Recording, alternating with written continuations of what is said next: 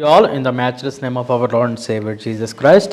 ప్రభు నామమున మీ అందరికీ శుభాలను వందనాలు తెలియజేస్తున్నాను. దేవుడు మనల్ని దీవించి ఆశీర్వదించును గాక.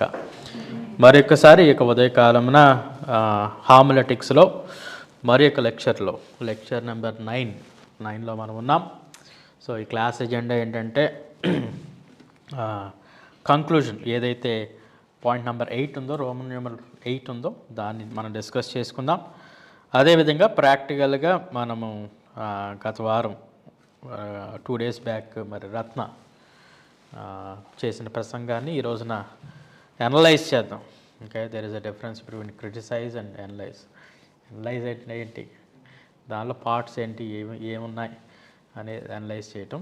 So we are going to only analyse. Okay, so it's positive. Okay, అందరూ నేర్చుకుంటాం, మనం అందరం నేర్చుకుంటాం కాబట్టి ప్రతి ఒక్కరిది కూడా అనలైజ్ చేస్తాం. కాకపోతే వీళ్ళు ఫస్ట్లో ఉన్నారు కాబట్టి అలా అనిపిస్తుంది. ఫస్ట్ ఉన్న వాళ్ళకి ఎక్కువ కృప ఉంటుంది, లాస్ట్ ఉన్న వాళ్ళకి ఎక్కువ తీర్పు ఉంటుంది. కాబట్టి they are very lucky. Okay, before we start, let's pray. Father, we thank you for this morning. Thank you for your goodness in our life, and thank you for your grace.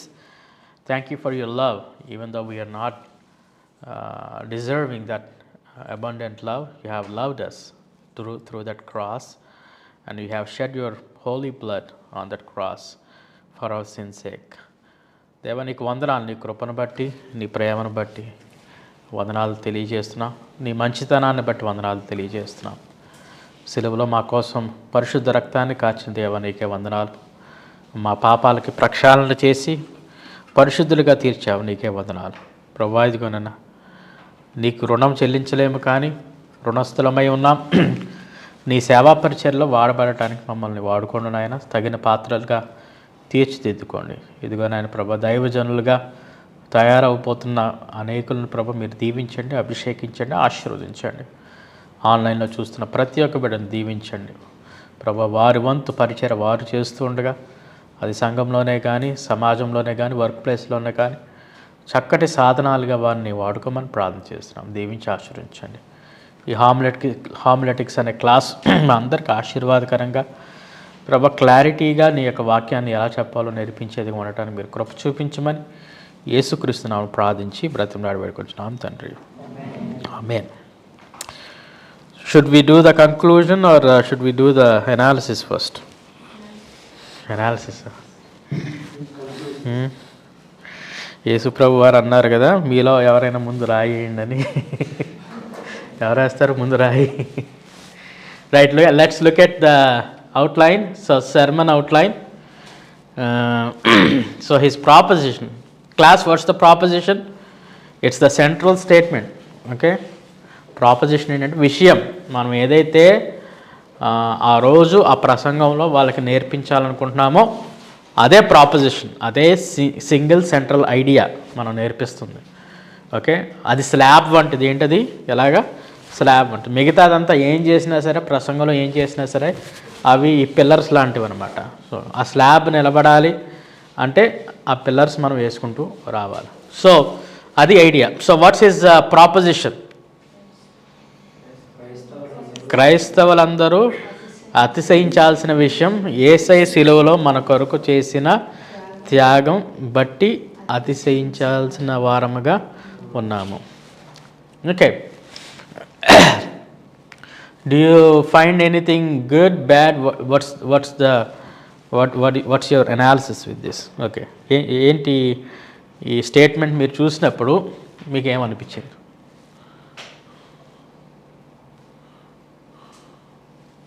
Proposition చెప్పండి. దానిలో ఎన్ని ideas ఉన్నాయి? ఎన్ని ideas ఉన్నాయి? క్రైస్తవులందరూ అతిశయించాల్సిన విషయం, యేసయ్య సిలువలో మన కొరకు చేసిన త్యాగం బట్టి అతిశయించాల్సిన వారంగా ఉన్నాం. So what's his main point? అంటే దీనిలో మెయిన్ ఆయన ఏం చెప్పాలనుకుంటున్నాడు? ప్రాపోజిషన్ అతిశయించాల్సిన విషయం. సో అయితే ఇక్కడ ఒక ప్రాబ్లం ఉంది. ఏంటిది? ఇక్కడ ఉన్న ప్రాబ్లం ఏంటంటే అక్కడ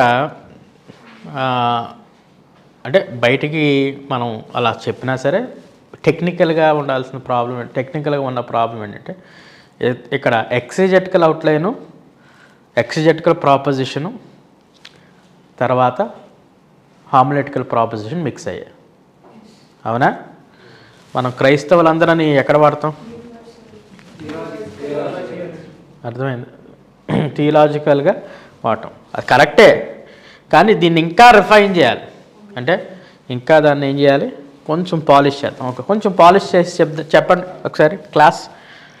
కొంచెం పాలిష్ చేసి చెప్పండి. ఐడియా కరెక్టే, కొంచెం పాలిష్ చేసి చెప్పండి. హామ్లెటికల్ అవుట్లైన్లో పాలిష్ చేసి చెప్పండి. రత్న, ట్రై ఇట్ వన్స్ మోర్ ఒకసారి.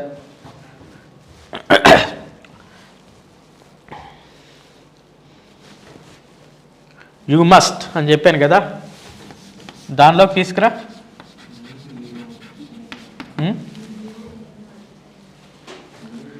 యూ మస్ట్ అని ఉండాలని చెప్పానా లేదా అందరికి? ఓకే, యూ మస్ట్ ఏంటి?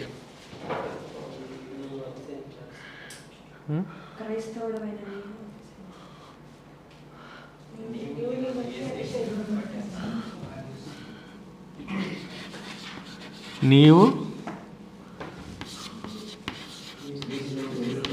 క్రీస్తు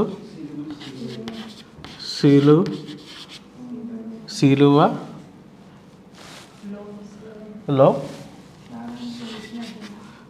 నువ్వు క్రీస్తు సిలువను గూర్చి, అంతే కదా, నువ్వు క్రీస్తు సిలువను గూర్చి అతిశయించేవాడుగా ఉండాలి. సిలువను గూర్చి అతిశయించేవాడుగా ఉండాలి. ఓకే రత్న, అర్థమవుతుందా? అంటే కొంచెం రిఫైన్, ఒక స్టెప్ ఫార్వర్డ్ తీసుకెళ్ళి. ఇంకా మనం ఏం చెప్తున్నాం? ఎప్పుడైనా గుర్తుపెట్టుకోండి, అంబేద్కర్ గారిని గుర్తుపెట్టుకోండి. ప్రసంగం చేసేటప్పుడు ఏం చేస్తారు అంబేద్కర్ గారు? ఏలు పెట్టి సూటిగా, ఓకే, నీవు క్రీస్తు సిలువను అతిశయించేవాడుగా ఉండాలి. ఓకే, ఈ ఇంటెన్సిటీకి క్రైస్తవులందరూ అతిశయించాల్సిన విషయం యేసయ్య సిలువలో మన కొరకు చేసిన త్యాగం బట్టి అతిశయించాల్సిన వారముగా ఉన్నాము అనేదానికి ఐడియా సేమే, కానీ ఏది స్ట్రాంగ్గా ఉంటుంది? ఏది స్ట్రాంగ్గా ఉంటుందంటే దీని బ్యాక్గ్రౌండ్ ఇదే, దాని బ్యాక్గ్రౌండ్ అక్కడి నుంచో వచ్చాడు. కానీ మన హామ్లెటిక్ అవుట్లైన్కి వచ్చేటప్పటికి టెక్నికల్గా మనం చెప్పాల్సింది ఏంటంటే, నువ్వు క్రీస్తు సిలువను గూర్చి కూడా కాదు, త్యాగం అనే మాట వాడాడుగా. క్రీస్తు సిలువ, ఇదేనా నీ ఐడియా లేకపోతే ఇంకేమైనా ఉందా రత్న? ఇదేనా సిలువ త్యాగమేగా. ఓకే, ఇప్పుడు నీ ఐడియా ఏం పోకుండా ఇది ఓకేనా? ఈ స్టేట్మెంట్ ఓకేనా నీకు? ఇంకేమైనా మార్చాలా? ఈ ప్రాపోజిషన్ ఏమైనా మార్చాలా? సో మనకేంటంటే ఎన్ని పదాలు ఉన్నాయి? 1 2 3 4 5 పదాలు, మ్యాక్సిమం 8 పదాలు. కూర్చో రత్న, ఓకే. మ్యాక్సిమం ఎన్ని? 8. అంటే మన బ్రెయిన్ అంతే తీసుకుంటుంది, ఆ స్టేట్మెంటు అంతే తీసుకుంటుంది. ఈ స్టేట్మెంట్లో ఎన్ని పదాలు ఉన్నాయి? 1 2 3 4 5 6 7 8 9 10 11 12.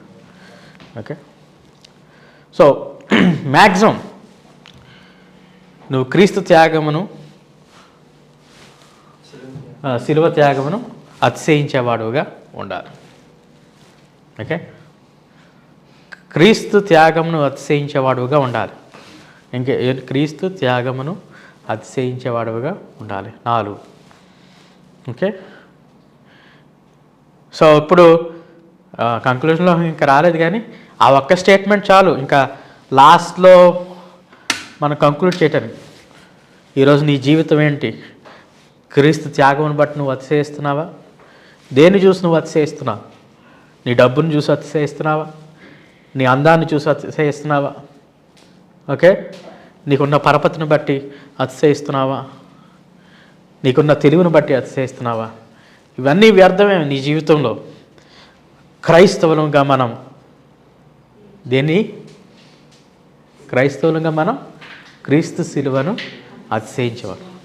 నువ్వు దేన్ని బట్టి అతిశయిస్తున్నావు? కంక్లూజన్ ఎక్కడికి వచ్చింది మళ్ళీ? నువ్వు దేనిని బట్టి అతిశయ. అర్థమైపోయిందా? ల్యాండింగ్ టేక్ ఆఫ్ ఎలా తీసుకున్నామో ల్యాండింగ్ కూడా అదే పాయింట్లోకి తీసుకొచ్చారు. So our conclusion is nothing but climax కూడా మనం ఏం చేస్తాం? ఈ పాయింట్ ఒక పాయింట్ ఆఫ్ ఒప్పుకోలు కోసం, ఒక సమర్పణ కోసం, ఒక డెసిషన్ కోసం వాళ్ళని డెసిషన్ని తీసుకునేటట్టు మనం చేయాలి. ఓకే. సో ఇంట్రాగేటివ్ చూడండి, ఏం పెట్టాడు ఇంట్రాగేటివ్? అసలు ఎందుకు అతిశయించాలి? క్రీస్తుని బట్టు. అంతేనా? నీ పాయింట్ ఏంటి? ఎందుకు? కారణం, మొదటి కారణం. ఓకే, మీ అవుట్లైన్స్ తీయండి. Let's see if he communicated. మీ అవుట్లైన్స్ ఏమ్మా ఉన్నాయా? శర్మన్ అవుట్లైన్స్ లేవా? తీయండి ఒకసారి, ఉన్నవాళ్ళు తీయండి.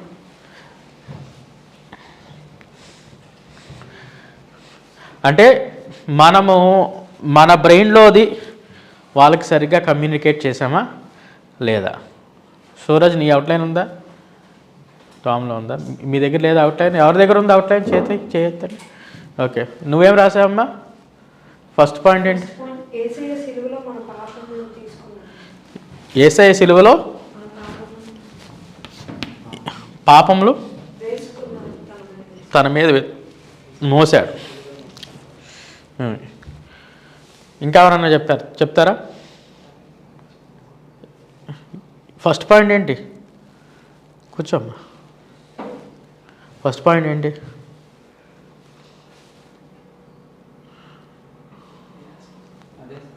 అదేనా మీరు రాసుకుంది? అదేనా? క్రీస్తు మన పాపములను సిలువలో మోసాడు. సో యేసయ్య సిలువలో మన పాపాలని. ఓకే, సో దీన్ని కూడా మనం హామ్లెటికల్గా మార్చాలి. ఓకే, మన పాపం. ఓకే, క్రైస్తవుల పాపం కాదు. అంతేనా? ఆ క్రైస్తవుల పాపం అయితే ఏమవుద్ది? లేకపోతే లోక పాపం అన్నా ఏమవుద్ది? యూనివర్సలైజ్ చేస్తాం మనం కదా. మనం ఏం చేస్తున్నాం? దీన్ని సూటుగా మన పాపాన్ని ఆయన మోసాడు. మన పాప భారాన్ని యేసయ్య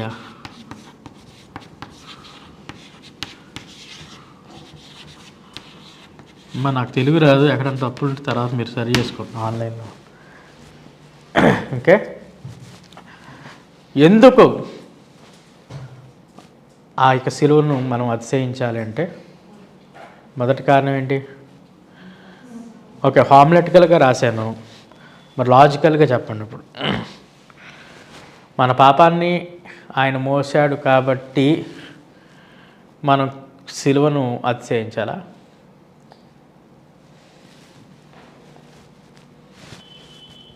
సిలువ త్యాగాన్ని అతిశయించాలా?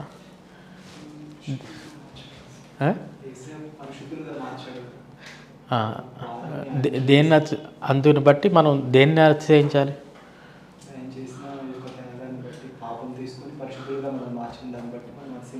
అప్పుడు మన పాయింట్ ఏమవుద్ది?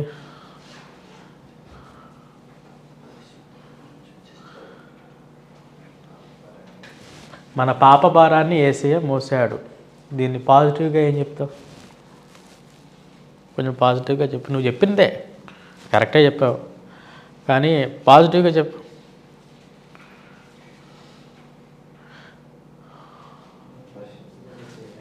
వెరీ గుడ్, చెప్పు. మనల్ని నువ్వు చెప్పిందే పాయింట్, కానీ మన ఫోకస్ ఇది కాదు. మనల్ని పరిశుద్ధులుగా చేశాడు. ఎలా చేశాడంటే మన పాప భారాన్ని యేసయ్య మోసాడు. అంటే ఇది సబ్ పాయింట్ అవుతుంది. అర్థమైందా?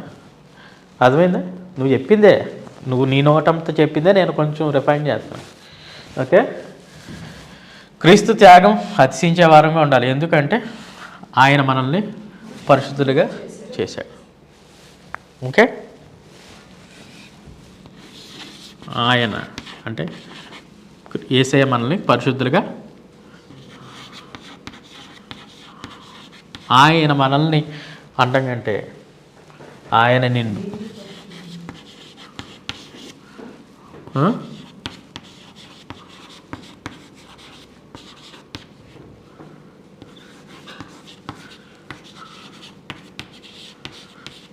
కోర్స్ మనం ఎక్స్ప్లెనేషన్ వెళ్ళేటప్పుడు కొంచెం ఇంకా విడదీసి మాట్లాడతాం. ఓకే ఓకే ఆయన నిన్ను పరిశుద్ధిగా ఎలా వచ్చింది ఆ పరిశుద్ధ అనేది ఇంకా దీన్ని సాగదీయటం, ఎక్స్పాండ్ చేయటం.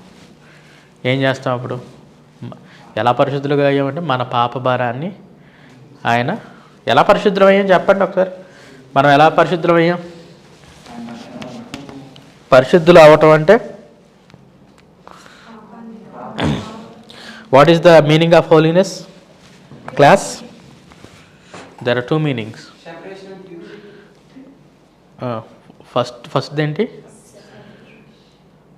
సపరేషన్. రెండోది purity. Right. So you have to emphasise those 2 points. Okay, ఆయన నిన్ను పరిశుద్ధునిగా చేశాడు. సో ఆయన నిన్ను పరిశుద్ధునిగా చేశాడు. పరిశుద్ధత అంటే ఏమిటి అంటే 2 అర్థాలు ఉన్నాయి. ఒకటి separation and purity. Okay, separation from what? Separation from the world, separation from our sins, and separation from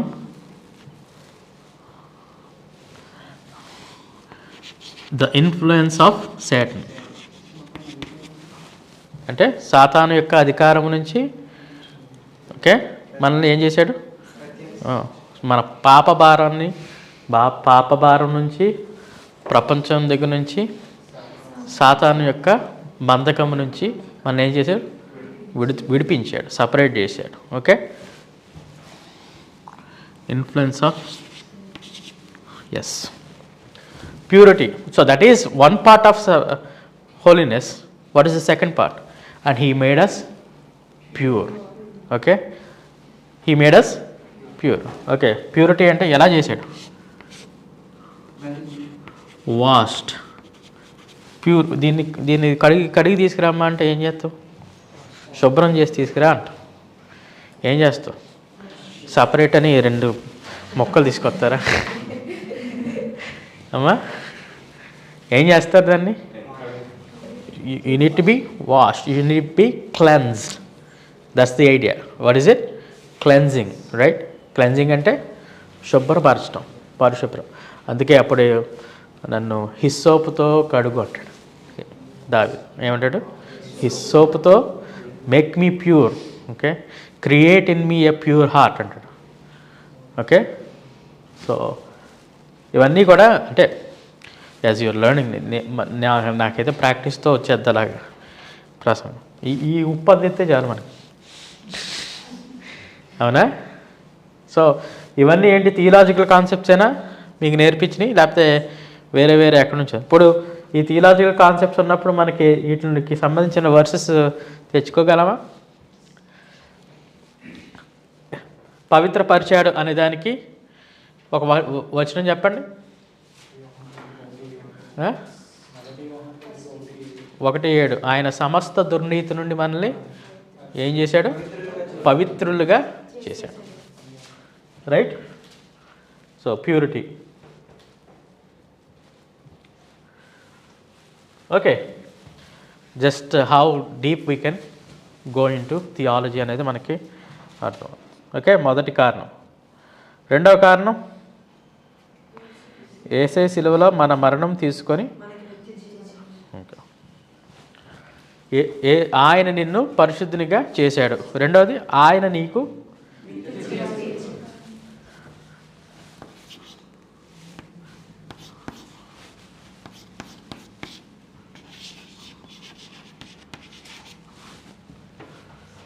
ఆయన నీకు నిత్య జీవమును ఇచ్చాడు.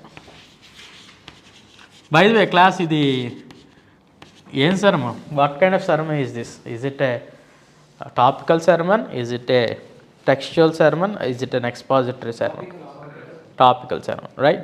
ఆయన ఒక టాపిక్ తీసుకొని ఏం చేశాడు, అక్కడి నుంచి వర్సెస్ తీసుకొచ్చాడు. Okay, which is fine, but this takes much more harder than this is much more harder than exegetical, ఎందుకంటే all points they come from same text. Okay, so ఆయన నీకు నిత్య జీవమును ఇచ్చాడు. ఓకే, జీవం అంటే ఏంటి, నిత్య జీవం అంటే ఏంటి, రైట్? సో ఇక్కడ మన వర్డ్స్ ఏంటి, వాట్స్ ద మెయిన్ వర్డ్ ఇక్కడ? పరిశుద్ధం. ఓకే, నిత్య జీవం ఎలా వచ్చింది? దేవుడు ఆదాము అవన్నీ చేసినప్పుడు నిత్య జీవులుగా చేశాడా, లేకపోతే మన మన మన సృష్టి ఎలా ఉంది? ఆదాము అవన్నీ చేసినప్పుడు మీకు వాళ్ళకి మరణం ఉందా? సో నిత్య జీవం ఎప్పుడు పోగొట్టుకున్నాం మనం, రైట్? నిత్య జీవం పోగొట్టుకో, నువ్వు నిత్యముగా చచ్చదవు అని ఉంది. ఎప్పుడది? పాపము చేసిన తర్వాత కదా, అది అది ఇట్స్ ఎ కర్స్. ఓకే, మరణము అనేది పాపం వలన మనకు వచ్చిన ఏంటది? జీవితం, రైట్? సో నిత్య జీవము అర్థం అవ్వాలంటే మనకేం అర్థం అవ్వాలి? మరణం అర్థం అవ్వాలి. జీవం అర్థం అవ్వాలంటే ఏమవ్వాలి? రైట్? మరణము నుంచి మనకేమొచ్చింది? ఆయన నీకు నిత్య జీవం ఇచ్చాడు. మరణం యొక్క విలువ తెలిస్తేనే నిత్య జీవం యొక్క విలువ తెలుస్తుంది. ఓకే, అర్థమైందా? నరకం యొక్క విలువ భయంకరమైనది అని తెలిస్తేనే పరలోకం యొక్క విలువ మనకి ఆశీర్వాదకరమని తెలుస్తుంది. సో దెర్ ఈజ్ ఎక్కడైతే ఎక్స్ప్లెనేషన్, పరిశుద్ధత అనేది ఎక్స్ప్లెయిన్ చేసుకుంటూ వస్తే ఇక్కడ కంపారిజన్ వస్తుంది. ఓకే, కాంట్రాస్ట్ వస్తుంది. So you can do, okay, death versus life. You can do hell versus heaven. So ఇక్కడ మన పాయింట్ ఏంటంటే, నువ్వు ఎక్కడ ఉన్నావు? నీలో నిత్య జీవం ఉందా? ఓకే, నీ పేరు నిత్య జీవ గ్రంథంలో రాయబడి ఉన్నదా? ఖచ్చితంగా రాయబడి ఉంటేనే పరలోక రాజ్యంలో మనం చేరగలం, రైట్? ఆ నిత్య జీవానికి వెళ్ళాలంటే ఏం చేయాలి, రైట్? ఆ నిత్య జీవానికి వెళ్ళాలంటే ఏం చేయాలంటే, this becomes a proposition it self. అర్థమైందా? ఇదొక ప్రాపోజిషన్ అయిపోతుంది కదా, ఇదో పెద్ద ప్రసంగం అవుతుంది. ఆ నిత్య జీవానికి వెళ్ళాలంటే ఏం చేయాలి? ఖచ్చితంగా యేసయ్యను మనం నేనే మార్గమును సత్యమును, రైట్? ఇంకా మీకు ప్రసంగం అంతా రాసేసుకుంటాను. అర్థమవుతుందా? Okay, very good. ఇప్పుడు మీకు అర్థమైపోతుంది సిచ్యువేషన్. కానీ మన ఫోకస్ ఏంటి? వీటిల్లో ఇలా వెళ్ళిపోయి లోతుకి వెళ్ళిపోయి కొంతమంది వెనక్కి రారు. ఎక్కడికి వెళ్ళిపోతారు? ఇప్పుడు ఏం చేయాలి వెనక్కి రావాలంటే? వెనక్కి స్టెప్స్. చాలామంది నన్ను అంటారు, అయ్యగారు ఏంటి చెప్పిందే చెప్తారు, ఎందుకు అస్తమానం రిపీట్ ఎందుకు చేస్తారని. What I do essentially is I go from here to hear and here and here and here and here. మళ్ళీ ఏం చేస్తాను? I take back them from here to hear to hear to hear and వెనక్కి. అందుకే వెనక్కి వచ్చేటప్పుడు వాళ్ళకి ఏంటంటే మళ్ళీ అదే చెప్తున్నారండి, విచ్ ఈస్ గుడ్. ఎందుకంటే మళ్ళీ చెప్పామంటే వాళ్ళు గ్రహించారని అర్థం అవుతుందా? Right? That's called chiastic structure. ఏమంటారు దాన్ని? Chiastic structure. కియాజం ఏంటిది? ఎక్స్ ఎక్కడ ఉంటారు? గ్రీక్లో chi, right? Chiasm, right? So మొన్న మీకు శాండ్విచ్ మెథడ్ చెప్పాను. శాండ్విచ్ మెథడ్ ఏంటి? Main point, strong point, weak point, strong point, right? తర్వాత weakest point, okay, weakest point, weaker point, strong point, okay? ఇప్పుడు ఇంకో మెథడ్ చెప్తున్నా వినండి. ఇది this is a Hebrew way of teaching, okay, right? దీనిలో strong point ఎక్కడ ఉంటుందంటే ఇక్కడ ఉంటుంది. ఎక్కడ ఉంటుంది? Centre point is the strong point. అర్థమైందా? వాళ్ళు ఏం చేస్తారు, ఇక్కడ మధ్యలో పాయింట్ ఎక్కడైతే క్రాస్ అవుతుందో అక్కడ, రైట్? సామ్ 1 చదవండి ఒకసారి. స్లోగా. దుష్టులు, అమ్మా ఆగండమ్మా, తల్లమ్మా. దుష్టులు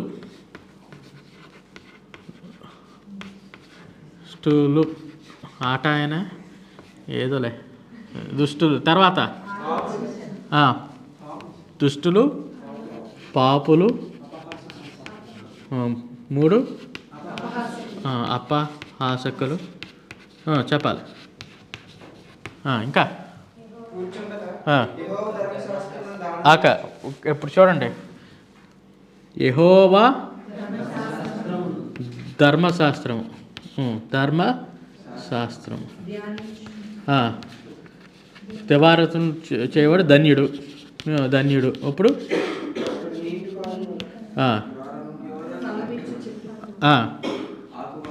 ఆకువాడక ఇది, ఓకే, ఆశీర్వాదం. ఇప్పుడు చెప్పండి, చదవండి నెక్స్ట్. ఓకే, ఇప్పుడు మళ్ళీ ఎక్కడికి వచ్చాడు అంటే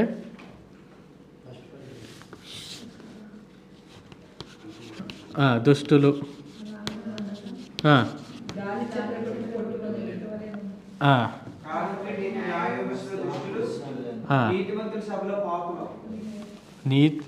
నీతిమంతులు, పాపులకు ఆపోజిట్ నీతి మంతులు. తర్వాత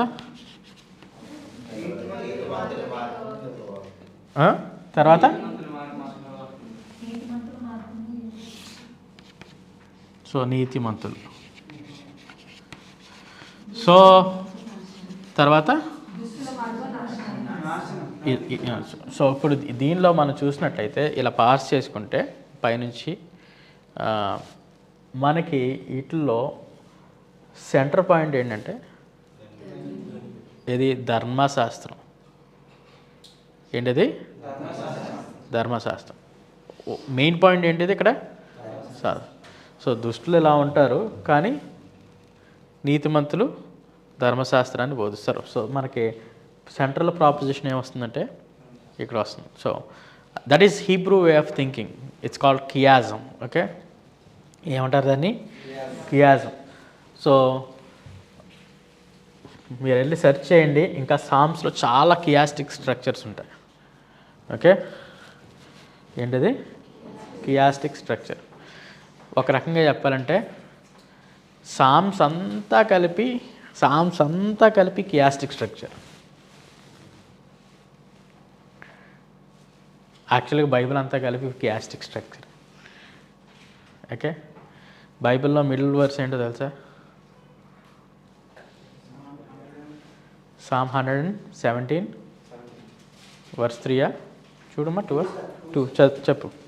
కాబట్టి సమస్త అన్యజనులారా యెహోవాను స్తుతించుడి, సర్వజనులారా ఆయనను కొనియాడుడి, యెహోవాను స్తుతించుడి. Right. What's the middle point of the whole scripture? ఏంటది? అది కాదమ్మా, అది కాదు. Psalm 117, 118, 119. Psalm 117, 118 కదా మిడిల్ చాప్టర్, అంతేనా? మనుష్యులను నమ్ముకొనుట కంటే యెహోవాను ఆశ్రయించుట మేలు, రాజులను నమ్ముట కంటే యెహోవాను ఆశ్రయించుట మేలు. That is the middle verse of the entire scripture. ఏంటది? మనుష్యులను నమ్మకండి, యెహోవాను ఆశ్రయించండి. ఓకే, ఇన్ఫ్యాక్ట్ ఇక్కడ 3 అద్భుతాలు ఉన్నాయి. ఏంటంటే Psalm 117 is the shortest, right? So 119 is the longest and 118 is the middle. అర్థమైందా? సో దేవుడు he has a way of, Holy Spirit has a way of teaching us lessons. Okay, ఒక short, ఒక long, ఒకటేంటి కరెక్ట్గా బైబిల్కి మిడిల్లో ఏముందంటే మనుషులను నమ్ముట కంటే యెహోవాను ఆశ్రయించుట మేలు. సో ఈ కియాస్టిక్ స్ట్రక్చర్లో ఏం చేస్తారంటే సెంటర్ పాయింట్ అనేది కరెక్ట్గా ప్రసంగం మధ్యలో ఉంటుంది. ఓకే, స్ట్రాంగ్ పాయింట్ ఎక్కడ ఉంటుంది? అయితే we don't live in Jewish culture. అర్థమవుతుందా? మన వాళ్ళకి ఏదైతే లాస్ట్ చెప్తామో అదే బొరలో ఉంటుంది. అర్థమైందా మీకు? వాళ్ళు ఎలా చెప్తారంటే Hebrew way of telling a story is like this. They start with this, they start go